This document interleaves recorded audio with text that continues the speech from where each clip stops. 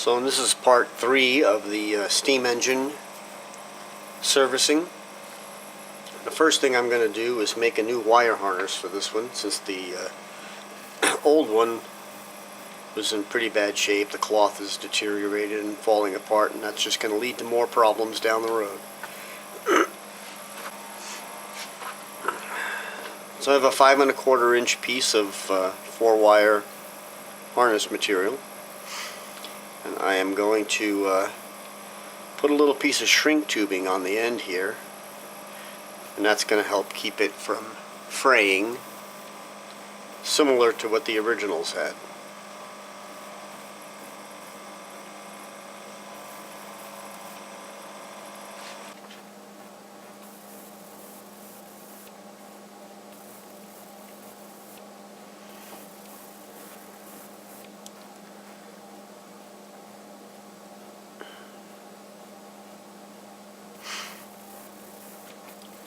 I'm using a little bit of tacky glue here to secure that piece of shrink tubing on the end of the insulation. Just takes a drop or two on there to help hold it on.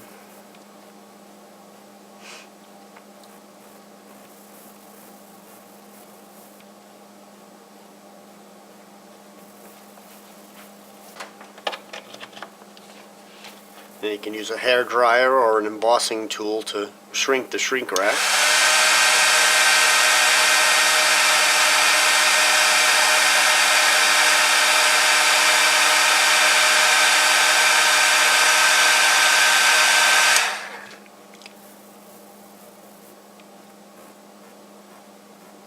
There you have it. Kind of matches the other end that I had done earlier.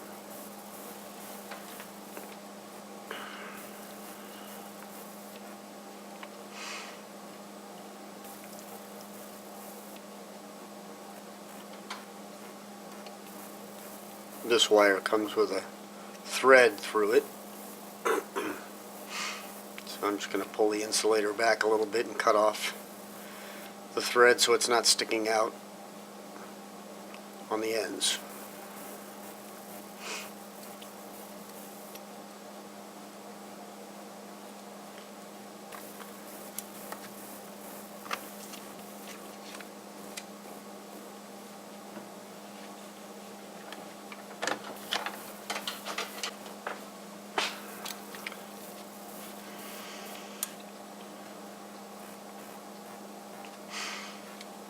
Now, as you're cleaning up your reverse unit, one thing you want to look at is the little brass pawl, because it will wear from the pressure up against the top of the cutout there.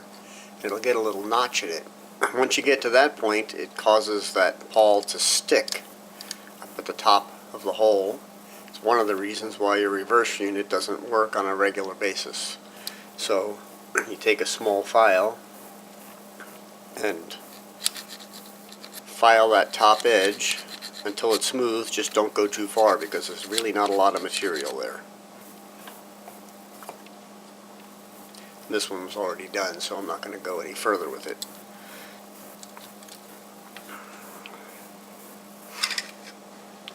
And here's the drum. It's already been cleaned up, ready to go. And here's a new set of contacts.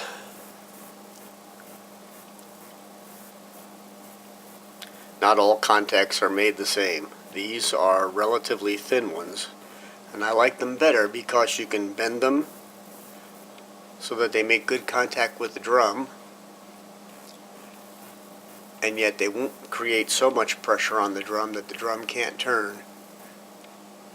Some of these, the contacts are thicker, and when you bend them, they put so much pressure on the drum that it can't be turned by the mechanism.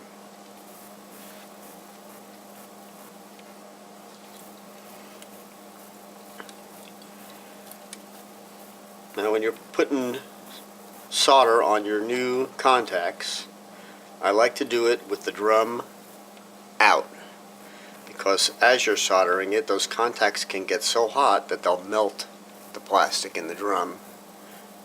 Not good. Second thing is on these reproduction contacts, I find them a little bit long. So as the drum comes around and makes contact, sometimes they're a little bit past the contact point. So to correct that, I shorten the inside contact on each pair of fingers. I take a small pair of pliers, first bend it up with my finger. You can see that on the camera there. Then grab the pliers right in close to where it's connected to the insulator and bend down again, so you wind up with a little kink in that arm.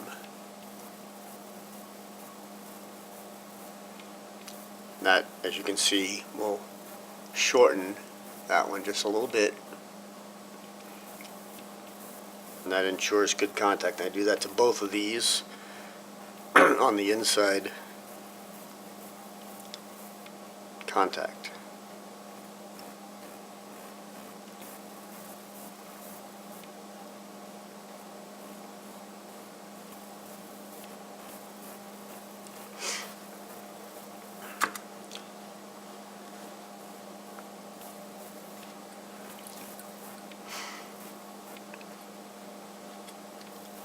Now, since this is getting a whole new set of wires, I'm going to remove the wire off the rivet for the truck. So we can start with a nice clean connecting spot. Get all that old solder out of there.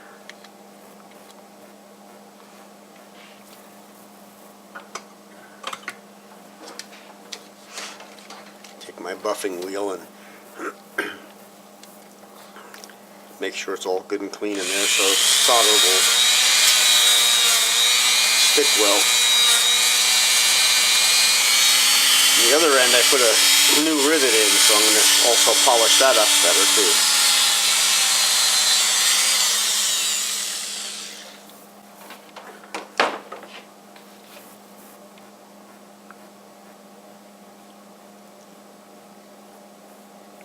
Now this engine is a 4-wire harness, does not have the 5th wire that some of the later engines have. I'm going to strip off the ends of the 4 wires. And you'll notice 2 are black and 2 are gray. So one black wire goes to this truck post, and the other black wire goes to what would be in this picture closest to me, this side of the lower contacts. And then the gray ones go to the far side of the lower and the near side of the upper.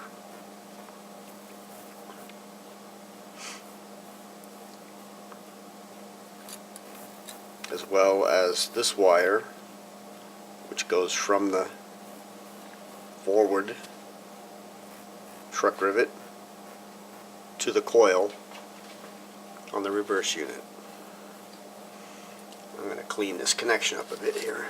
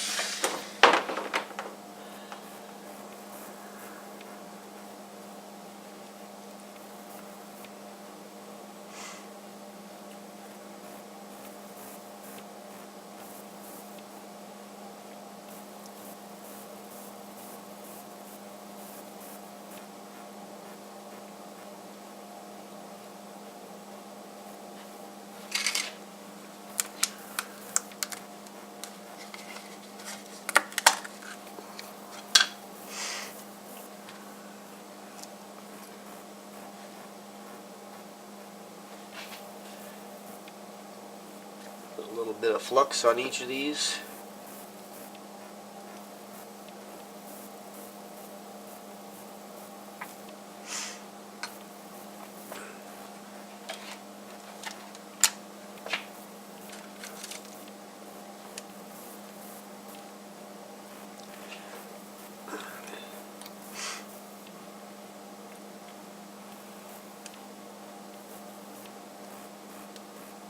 It's sort of a three-handed operation, so I find that it works best if you put a pretty good amount of solder on the top of the rivet and then just add the wire to it while it's still hot.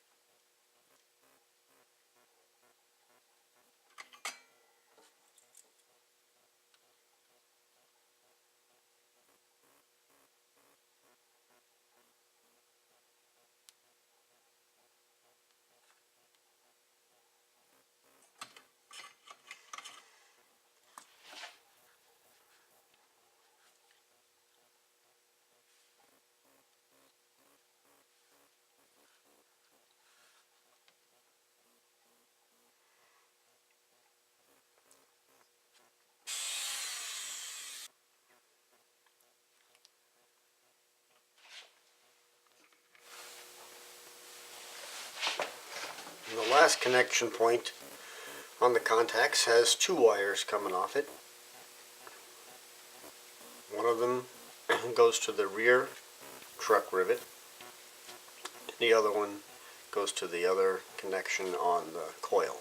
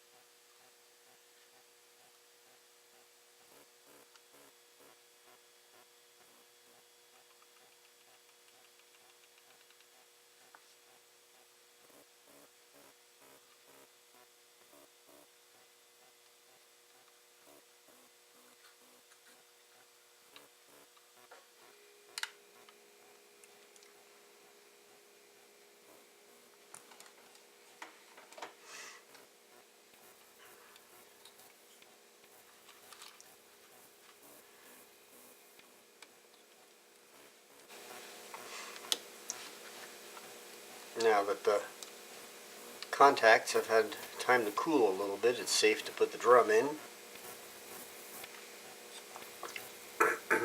The only place I put any lubrication on the reverse unit is on the rivet that the pawl pivots on. In my opinion, any lubrication that you put in here just is another way for dirt and dust to accumulate, and those do not help.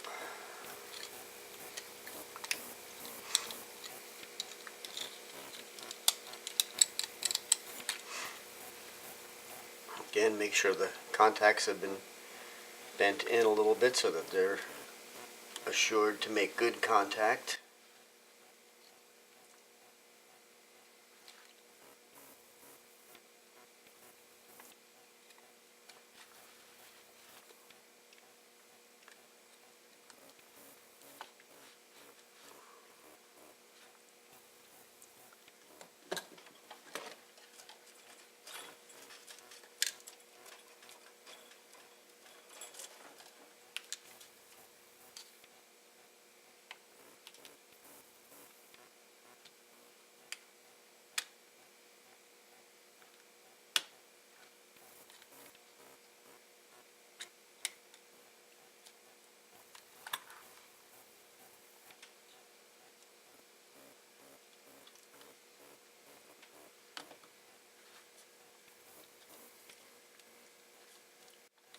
Just takes a gentle twist on those. They don't have to be bent too far.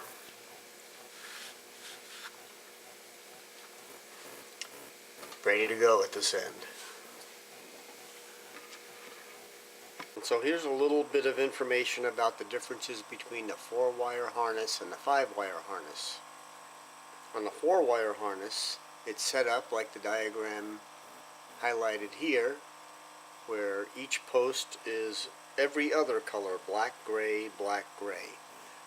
In this setup, you can plug into the back of the boiler in either position and get the same results. On the 5-wire set, you'll notice there's a red dot to the left of the plug.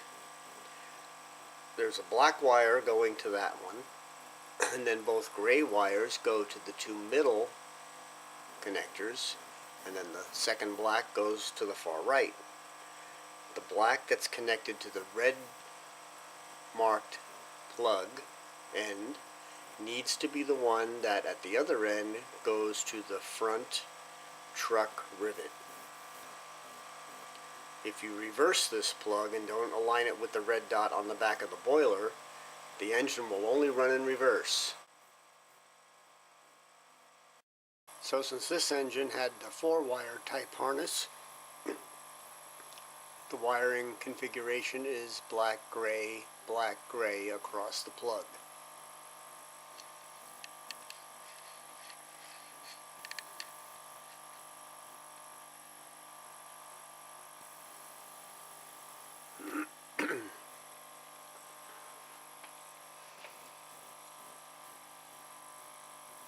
So this reverse unit is ready to be tested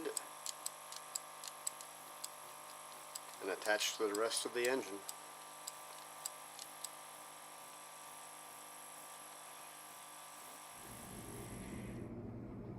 So here's a completed engine showing how the reverse unit should work, cycling routinely, and some nice smoke output.